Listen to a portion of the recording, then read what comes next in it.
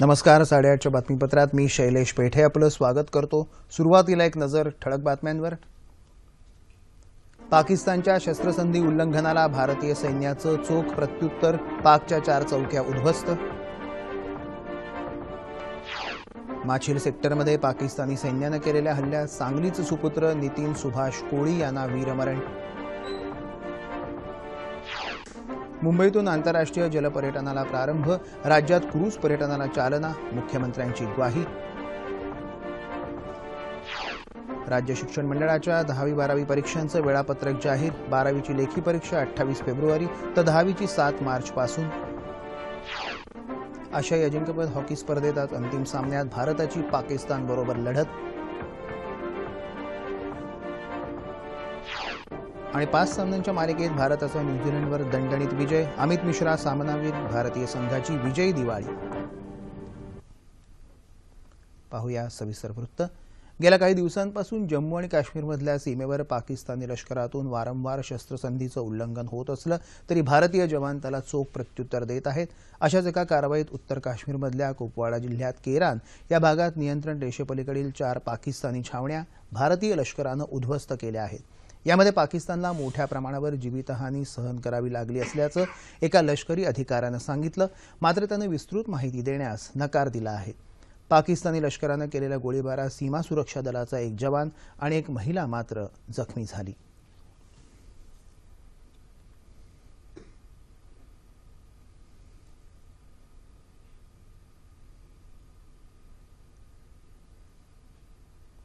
जम्मू आणि काश्मीरमधल्या माछिल क्षेत्रात काल नियंत्रण रेषेवर पाकिस्तानी लष्करानं केलेल्या गोळीबारात शहीद झालेला राज्यातला सीमा सुरक्षा दलाचा जवान नितीन सुभाष कोळी यांचं पार्थिव आज सांगली जिल्ह्यातल्या दुधगाव इथं पोहोचण्याची शक्यता आहे.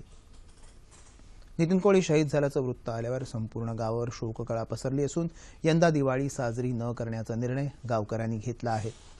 याशिवाय दिवाळी दरम्यान घरांवर लावलेले कंदीलही उतरवण्यात आले आहेत. नितीन कोळी हे 2008 साली सीमा सुरक्षा दलात दाखल झाले होते आणि त्यांना 2 मुलं आहेत. मुख्यमंत्री देवेंद्र फडणवीस यांनीही ट्विटरवरून नितीन कोळींना श्रद्धांजली अर्पण केली आहे.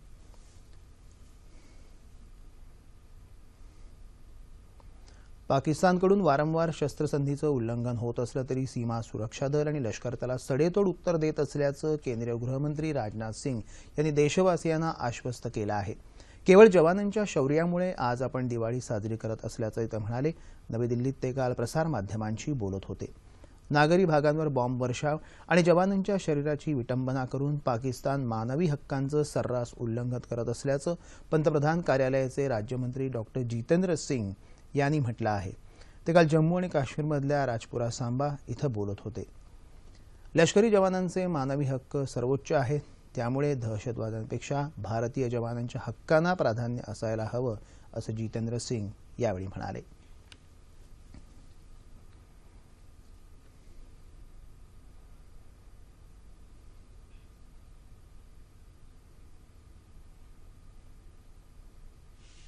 पंतप्रधान नरेंद्र मोदी ही दिवाळी भारत तिबेट सीमा पोलीस दलातील जवानांबरोबर साजरी करणार आहेत. उत्तराखंडमधल्या भारत चीन सीमेवरील शेवटचं गाव असणाऱ्या मानामध्ये पंतप्रधान आज दिवाळी साजरी करणार आहेत. पंतप्रधान बद्रीनाथलाही भेट देणार आहेत. डोळ्यात तेल घालून देशाच्या सीमेचं आणि देशवासियांचं रक्षण करणाऱ्या बहादूर सैनिकांना देशवासियांनी दिवाळीच्या शुभेच्छा द्याव्यात. या पंतप्रधान नरेंद्र मोदी यांनी केलेल्या आवाहनाला अभूतपूर्व असा प्रतिसाद मिळत आहे. समाजाच्या सर्व स्तरातील 10 लाखांहून अधिक लोकांनी विविध माध्यमांद्वारे सैनिकांना दिवाळीच्या शुभेच्छा दिल्या आहेत. शुभेच्छा देणाऱ्यांमध्ये केंद्रीय मंत्रिमंडळातील सदस्य, खासदार, अनेक राज्यांचे मुख्यमंत्री, चित्रपट कलावंत तसंच अनेक क्रीडापटूंचाही समावेश आहे.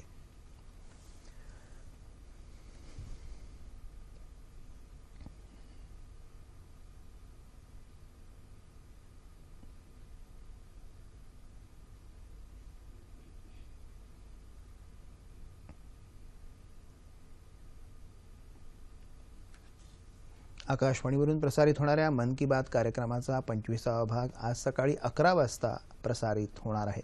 पंतप्रधान नरेंद्र मोदी यावेळी विविध विषयांवर देशवासियांबरोबर संवाद साधणार आहेत. या राज्यातल्या काही महत्त्वाच्या बातम्या. मुंबई बंदरातून आंतरराष्ट्रीय आरामदायक जलपर्यटनाला सुरुवात झाली। जेटिंग ड्रीम ही 18 डेक असणारी पर्यटन नौका 2000 पेक्षा जास्त प्रवाशांसह कालपासून जलपर्यटनाला निघाली। यावेळी केंद्रीय नौवहन मंत्री नितीन गडकरी आणि मुख्यमंत्री देवेंद्र फडणवीस उपस्थित होते। जलपर्यटन क्षेत्रातून मोठ्या संधी निर्माण होऊन रोजगार उपलब्ध होईल असा विश्वास गडकरी यांनी यावेळी व्यक्त केला। जलपर्यटनाप्रमाणेच अंतर्गत जलमार्गांचा विकास हा लक्षणीय बदल घडवू शकतो असंही ते म्हणाले। क्रूज टर्मिनलचा विकास करण्यासाठी राज्य सरकार पूर्णतः सहकार्य करेल अशी ग्वाही मुख्यमंत्री देवेंद्र फडणवीस यांनी दिली। येत्या 2 वर्षात मुंबई शहरात सुमारे 100 जलपर्यटन नौका याव्यात या दृष्टीने नियोजन केले जात आहे। जलपर्यटन नौकांच्या माध्यमातून स्थानिक अर्थकारणाला चालना मिळेल अशी अपेक्षाही व्यक्त होत आहे।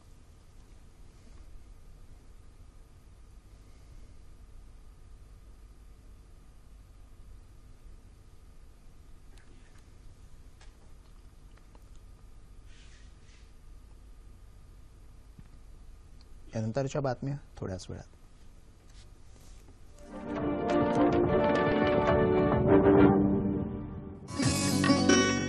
माझी ओवाळणी महाराष्ट्र राज्य लॉटरी दिवाळी सोडतीची तिकीट आहे। एक काय कोट्याधीश होशील। वाव, माझं गिफ्ट महाराष्ट्र राज्य लॉटरी दिवाळी सोडतीची तिकीट आहे। महाराष्ट्र राज्य लॉटरीची दिवाळी भव्यतम सोहळा तिकीट फक्त 100 रुपये। 1 कोटींची पहिली 3 बक्षिसे, 3 लाखांची दुसरी 7 बक्षिसे, बक्षिसांची एकूण रक्कम 5 कोटींहून अधिक। आजच तिकीट विकत घ्या।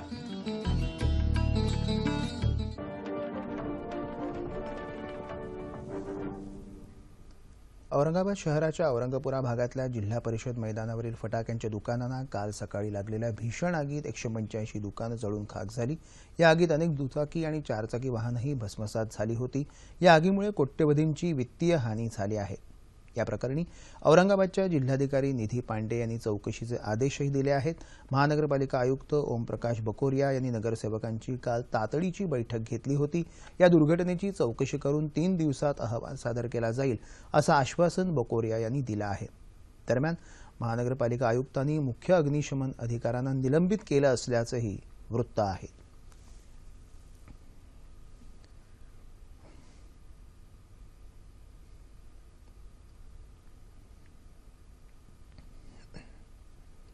अॅट्रॉसिटी कायदा कडक करण्यात यावा, मराठा, धनगर तसंच मुस्लिमांना आरक्षण देण्यात यावं यासह अन्य मागण्यांसाठी रिपब्लिकन पार्टी ऑफ इंडियातर्फे येत्या 12 डिसेंबरला नागपूर विधिमंडळावर मोर्चा काढण्यात येणार आहे।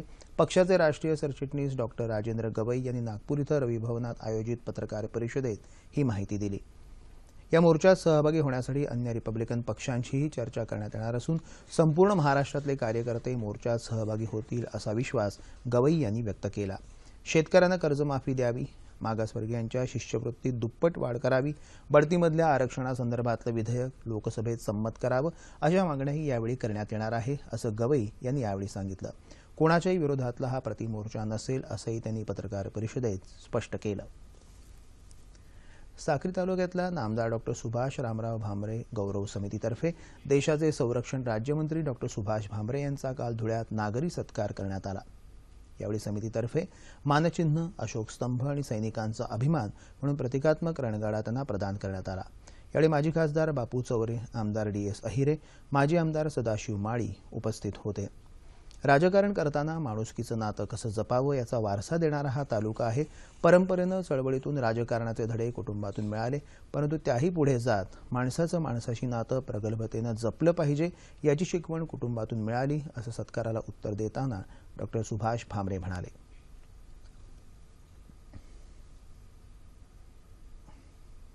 महाराष्ट्र राज्य माध्यमिक आणि उच्च माध्यमिक शिक्षण मंडळानं फेब्रुवारी-मार्च 2017 मध्ये घेण्यात येणाऱ्या 10वी आणि 12वीच्या परीक्षांचं वेळापत्रक काल जाहीर केलं। यानुसार इयत्ता 12वीची लेखी परीक्षा 28 फेब्रुवारी ते 25 मार्च 2017 या कालावधीत घेण्यात येणार आहे, तर 10वीची परीक्षा 7 मार्च पासून सुरू होणार असून 29 मार्चला संपणार आहे। आता सह्याद्री वाहिनीच्या वृत्त विभागासाठी स्ट्रिंगर्सची नियुक्ती करण्याबाबत माहिती जाणून घेऊया। प्रसार भारती भारत लोकसेवा प्रसारक प्रादेशिक वृत्त विभाग दूरदर्शन केंद्र मुंबईकडून 36 जिल्ह्यांकरता स्ट्रिंगर्सचं पॅनल तयार करण्यासाठी अर्ज मागवण्यात येत आहेत। अर्ज 16 डिसेंबर 2016 संध्याकाळी 5 वाजेपर्यंत प्रादेशिक वृत्त विभाग, दूरदर्शन केंद्र, PB मार्ग, वरळी, मुंबई 30 या पत्त्यावर पोहोचतील अशा पद्धतीनं पाठवणं आवश्यक आहे. अर्ज आणि अधिक माहिती संकेतस्थळ www.ddkmumbai.org वर उपलब्ध. आशियातील सर्वात मोठी झोपडपट्टी असणाऱ्या मुंबईतील धारावी इथल्या कचरा वेचणाऱ्या मुलांच्या आयुष्यात वेगळे रंग भरावे या हेतूनं मुंबईतील विनोद शेट्टी यांनी ॲक्रॉन फाउंडेशनची स्थापना केली. या मुलांनी वेचलेल्या कचऱ्यातून संगीत निर्माण करण्यासाठी धारावी रॉक्स या बँडची स्थापना करण्यात आली. पाणी साठवण्यासाठी वापरण्यात येणारे निळे ड्रम्स, रंगांचे डबे, काठ्या, काचेच्या बाटल्या, धातूची झाकणं या कचरा समजण्यात येणाऱ्या वस्तूंची धारावीतल्या मुलांनी चक्क वाद्य बनवली आणि त्यातून संगीत निर्माण केलं.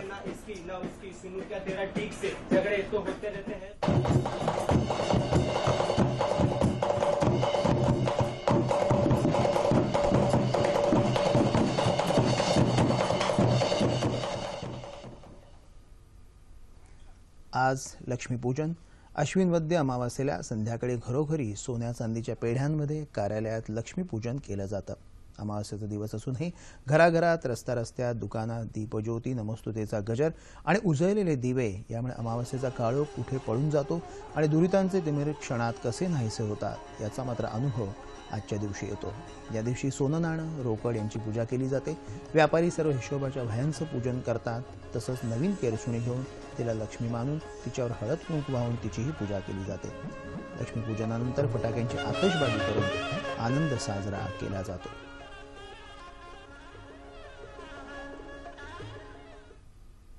आमच्याही सर्व प्रेक्षकांना लक्ष्मीपूजनानिमित्त आणि दीपावलीनिमित्त हार्दिक शुभेच्छा. पाहूया क्रीडावृत्त. मलेशियात सुरू असलेल्या आशियाई अजिंक्यपद स्पर्धेच्या अत्यंत चुरशीच्या उपांत्य लढतीत दक्षिण कोरियावर पेनल्टी शूटआउटवर 5-4 गोलनं मात करत भारतानं अंतिम फेरीत धडक मारली. अंतिम सामन्यात आज भारताची गाठ पारंपरिक प्रतिस्पर्धी पाकिस्तानबरोबर पडणार आहे. दोन्ही संघांनी आज आक्रमण आणि बचाव यांचा सुरेख मेळ साधत एकमेकांवर कुरघोडी करण्याचा प्रयत्न केला. अखेर निर्धारित वेळेत 2-2 अशी बरोबरी झाली. त्यानंतर वाढीव वेळेतही ही बरोबरी कायमच राहिल्यामुळे सामना पेनल्टी शूटआउटवर गेला आणि अखेर भारतानं 5-4 गोलनी दक्षिण कोरियावर काल मात केली. उपांत्य फेरीच्या दुसऱ्या लढतीत पाकिस्ताननं यजमान मलेशियावर बाजी मारली. क्रिकेट. विशाखापट्टणम इथं काल झालेल्या 5व्या आणि अखेरच्या एकदिवसीय क्रिकेट सामन्यात भारताने न्यूझीलंडवर 190 धावांनी दणदणीत विजय मिळवत सामन्यासह मालिकाही जिंकली आणि दिवाळी साजरी केली.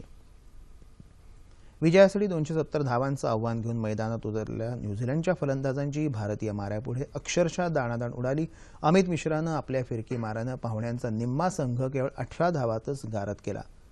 अमित मिश्राला सामनावीर आणि मालिकावीराचाही बहुमान देण्यात आला.